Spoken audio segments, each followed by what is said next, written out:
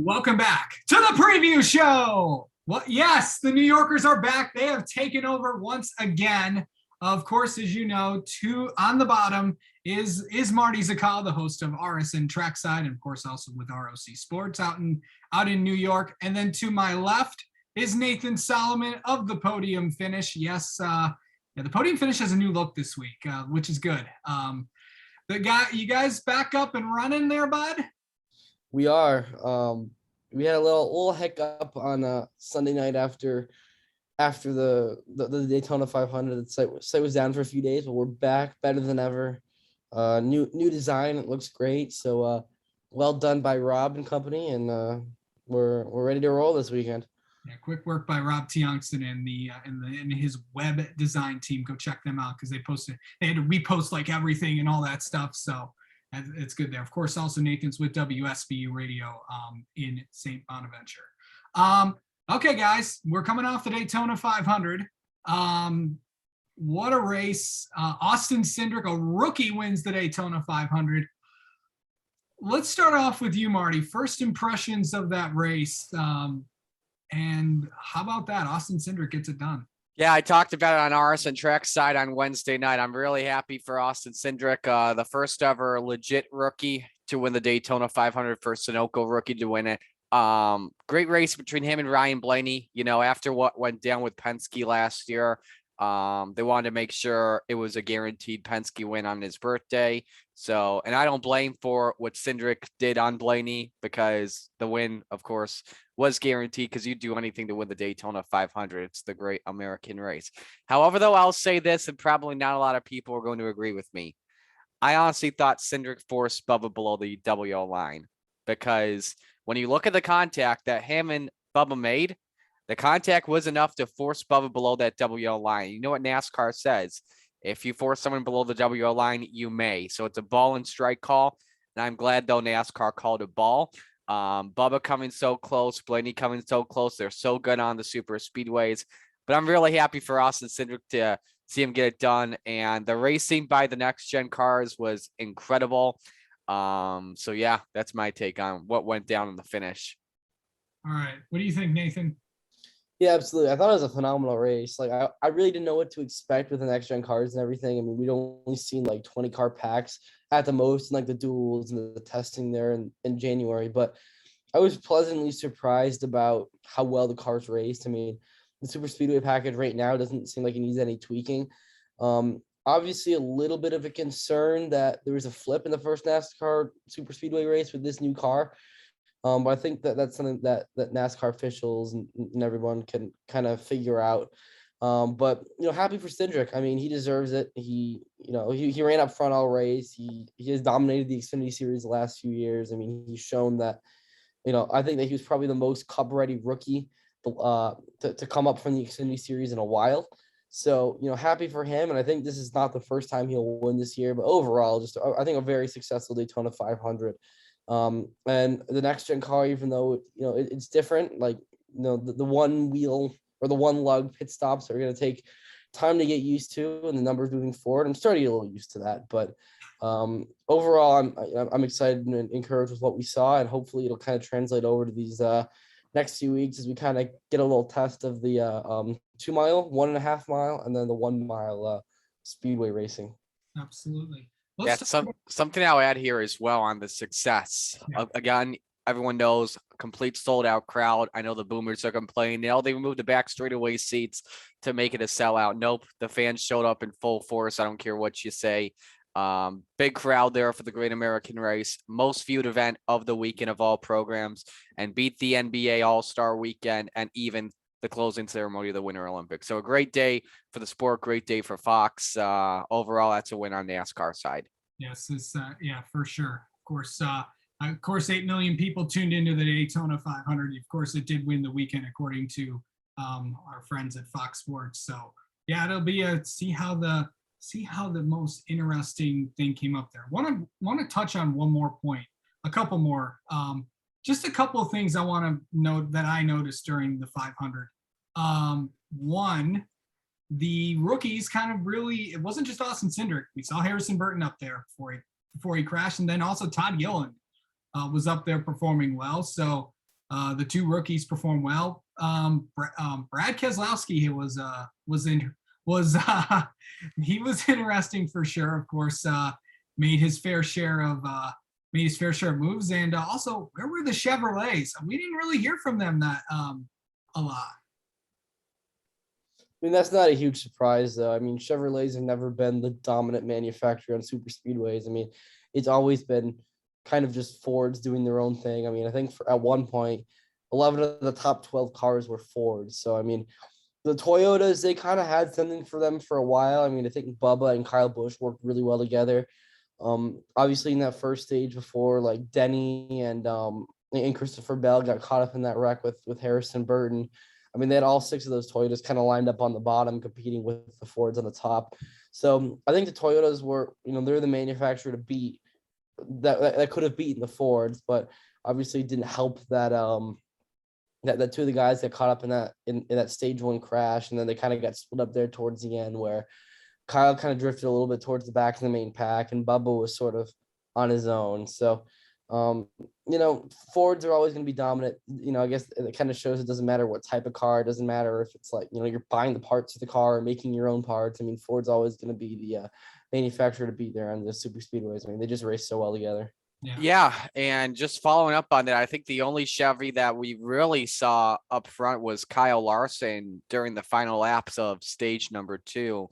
And it always baffles me that Hendrick Motorsports is really the team that focuses on qualifying, trying to start off near the front. They're not focused on the Daytona 500. They don't really have a Corvette strategy. And if you remember from 2019, that game plan there, I wish we saw more of that. We wish we could see more of the teams helping each other, but I think Rick Hendrick and Jeff Gordon are saying, hey, just be you out there, no matter what it takes. I mean, that's kind of breaking a manufacturer strategy. Honestly, I don't think they care. Just focus on trying to get up front. Larson did that. We know Byron got caught up in that big one at the end of stage 1, along with Bowman. And I'm trying to think, Chase Elliott was pretty much a mid-pack driver throughout the day today. So a bummer for Hendrick, but hey, we're coming up to a track where the last time we were at Auto Club, a Hendrick Chevy did win. So, yep. And of course, just before we get to Auto Club, of course, the other winners of the weekend, of course, Austin Hill took the Xfinity race, and thank goodness Myatt Snyder's okay after that big crash in the Xfinity race. Talked to Jade Buford this weekend. That's the first time he had a car literally go over him. So, it's something there. And we also, of course, Zane Smith won the truck race as well, and also Corey Heim took the ARCA race at Daytona. All right, let's get to Auto Club for a minute. Cup and Xfinity, the trucks are off this weekend. They'll be back next week for Las Vegas. It's an interesting weekend for sure for this track. We haven't seen these guys race there since 2020. And Nathan, I want to bring up a point you brought up in our group chat. This is going to be an interesting test because we have a new car, but only about 20 minutes of practice. So how do you think that will work out? I don't know how to think about that. I mean, we haven't been to Auto Club since before the pandemic, which is crazy. Like, it's been 2 years ago this weekend, basically, and that was before, which is crazy to think that we've been in the pandemic for 2 years now, but I'll digress on that for now. But I don't know what to expect. New car, very abrasive surface, a track that, we haven't been to in forever. So I'm just not sure, because the next gen car has never really tested a 2-mile track like that before. So this is kind of a whole new breed for the next gen car. Not that the next gen car isn't a whole new breed anyway, but they just don't have any experience on this type of track. I mean, Auto Club in Michigan are typically the 2 fastest tracks on the NASCAR circuit at 2 miles long. I mean, I think we'll be at 550 horsepower this weekend, if I'm not mistaken. Or 670. I don't know why I said 550. You're good. I want to go back to that. 670. Woo, I know I'm still thinking of the past, but so obviously that compared to 510, that'll be like more wide open speed. So I'm not sure if that's enough time to really give teams what they need to get their cars adjusted. I mean, I think come Sunday, you're gonna see teams kind of way off to start. And, crew chiefs, I think, are going to win this race on Sunday because it's whoever is going to be able to make the most adjustments, the best adjustments to kind of set up for those last 50 laps or so. I mean, it'll be a very long race, 200 laps. But it's going to take a lot of time for guys to really get their cars to where they need it because, you think in a 20-lap session, that's probably, 15, 20 laps at the most that you're going to turn. So we'll have to see. And, I don't know what qualifying times will look like, but definitely going to be an interesting weekend, put it that. I'm glad you mentioned the abrasive part of the track, Nathan, because I think now that Atlanta has been repaved and reconfigured, I'd go out on a limb and say that Auto Club is probably the most abrasive track on the NASCAR schedule because, it hasn't been repaved since 1997. And NASCAR did some work earlier in the past few weeks where they grinded some of the bumps on the track to make it a little bit more smoother. And they even added resin on the track. Was it resin or was it PJ1? Resin. Okay, so yeah, the resin has been a lot more better than PJ1 in the driver's opinions. I still don't prefer any of them at all. But however, I'm looking forward to seeing what it's going to do with the right front tires, especially without the inner liners on the 18-inch Goodyear racing tires. And that's going to do a lot of pressure on the next gen. How are the wheels and the brakes going to be on that right front with all the bumps on the racetrack? Because we saw those wheel issues. Who knows? Some drivers may be concerned that, we may be seeing it again. That's the big thing I'm looking at this weekend. How will the right front be this weekend? That's what I'm looking at on not just that on the Cup side of things. However, though, we're also looking at the crowd turnout for this weekend because 3 weeks ago, we had a huge successful clash at the LA Coliseum. And I'm kind of curious to see what the fan turnouts could be like, especially for those that live in the Southern California area saying, oh man, this clash was successful. They're going to be back there in a couple of weeks. Man, I want to go again, see what NASCAR is like in a points race. So that's what I'm looking forward to on that. And then on the Xfinity Series side of things, I think the big story is the return of Trevor Baine to the number 18. Yep. 18, excuse me, in a Gibbs car. So that means he's with pretty much the best team in the Xfinity Series right now. So we'll just have to see what happens and how he does, along with Brandon Jones and Ty Gibbs. But this is a weekend that we should be looking forward to all around with the return of this track. Yeah, of course. And you mentioned the Xfinity Series. I want to touch on that because you mentioned Gibbs. You mentioned what Gibbs is going to be like. And by the way, Ryan Truex will actually be in there next week at Las Vegas. He actually announced that he's going to be in there for 4 races, along with the races he plans on running for Sam Hunt Racing, which is also a Toyota team. But you mentioned that because we also have a pack full of Chevys that are ready to go in there. And plus we also have the Fords have really kind of picked up their performance there. I mean, Riley Herbst has done pretty well. He's getting good, consistent finishes in that 98. And of course, all those Chevys are going to be out there. But I think the main thing is going to be the attention that's going to be on that 54 team. This is the team where we expect to win, 6 or 7 times. And if you really want to go on a limb, like I have, maybe possibly, 12 or 13 and just turn the Xfinity Series into his personal playground. Yeah. Yeah, and I've pretty much said on my predictions in my season opener tracks that when I had Alex Hayden on, I said that Ty Gibbs would win the Xfinity Series championship this season. They've got a huge weight on their shoulders after the incredible season they had, from Ty Gibbs winning in his Xfinity Series debut at the Daytona Road Course to winning at Charlotte, Kansas, and at Watkins Glen. This is a huge test for them to see what Ty Gibbs can do full time. We expect this team to be a full force contender with drivers like maybe AJ Allmendinger, Brandon Jones, Daniel Hemrick and company. This is a big test for Ty Gibbs this season, see what he can do.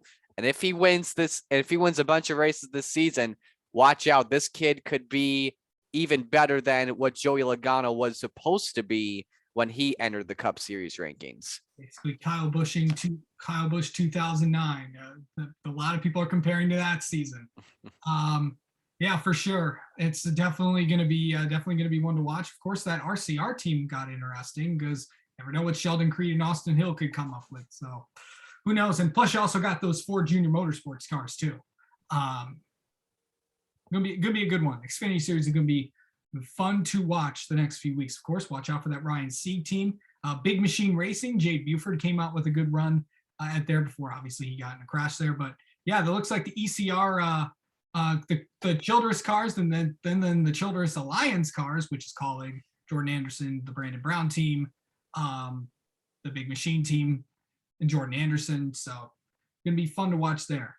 Also, let me add that when like the Xfinity series, there's just so many cars too. I mean, the original entry list I think had 44 cars on it for 38 spots. It's now down to 41 because I think three teams withdrawn and aren't gonna make that trip out to California just for for them to make 20 minutes of laps and then not make the race. But so there's still gonna be 3 teams that go home, and this is gonna be a recurring trend in the Xfinity series, I believe, especially for East Coast races. I think you're going to see a lot of entry lists that are going to have 45 cars on it. So, I mean, Xfinity practice and qualifying is going to be, very, very fun to watch, very interesting because it's actually going to mean something this year. It's not just like the Cup Series where basically non-super speedway and road course events are going to have 36 cars. So qualifying doesn't mean a whole heck of a lot. But I mean, Xfinity Series qualifying is actually going to mean something because not many cars are going to be locked into the show. So it should be fun to watch Saturday. Yeah. So, of course, the 3 cars, of course, one of the DGM cars withdrew, the second EG car withdrew, and also for the first time since 2013, we will not see the 52 of Jimmy Means, the Jimmy Means entry out there. So 41 cars were 38 spots, 3 cars go home. So definitely going to be fun to watch there. All right. You know what time it is. It's time for the picks. And yeah, by the way, you're third, Marty, and you're fourth. So close to having the points lead, Casey. Yes, you are literally 4 points out. Mitchell currently Damn it, Blaney. 4. Yes. Mitchell currently leads by 4 points over you. Actually, he has a 2-point lead on Jonathan, who will actually be at Auto Club this weekend, followed by you, Nathan, me, RJ, and rounding out in last is Loomis. So I'm sure he loved that. He loves that, by the way. All right, let's make some picks. Of course, let's start with Xfinity. What you got, Nathan? I'm gonna go with AJ Allmendinger. I think he's gonna get on the board early this year. He actually won Michigan last year. Your home track. Yes. I think AJ is gonna have another really big year, and I think it's gonna start this weekend at Auto Club. He's gonna have a lot more experience in that field also compared to a lot of these drivers. I mean, a good handful of these drivers have probably never raced at Auto Club. So that definitely gives him an advantage with all his Cup years. Marty? I can't remember who I picked on trackside on Wednesday, but I think I went with Ty Gibbs. Stick with the Gibbs? Yes. Okay. Yeah, you know what? I picked Ty last week, and I'm going to be doing it a lot this year because, obviously I need to, and I need points. So, but I'm not going to pick Ty this week, which may be a precursor into when I don't pick Ty, he wins. So, let's go on the limb and let's take Justin Allgaier. Why not? Let's see. I want to see what Junior Motorsports can do this season. We'll have to see what I want to see what the 7 team does. Of course, their engineer Alan Hart's now at Sam Hunt Racing, so I got the 7 team this week. We'll see what happens. All right, let's go with the Cup race, the Wise Power 400 at Auto Club Speedway. Marty, let's start with you. Too easy of a pick. He's a heavy favorite. I cannot miss on him. And plus, Auto Club with this abrasive surface, multi grooves, it's like a dirt track. Give me young money, Kyle Larson. Nathan? Man, just took my pick. Yeah, I'm gonna go with Kyle Larson. Larson's won there a couple of times before. A couple of his first wins in the Cup Series came there. Obviously, like Marty said, that multi groove abrasive surface. I mean, seems very, very fitting that he'd win. But I mean, Hendrick cars have always been really good there. So I am going to go with Larson.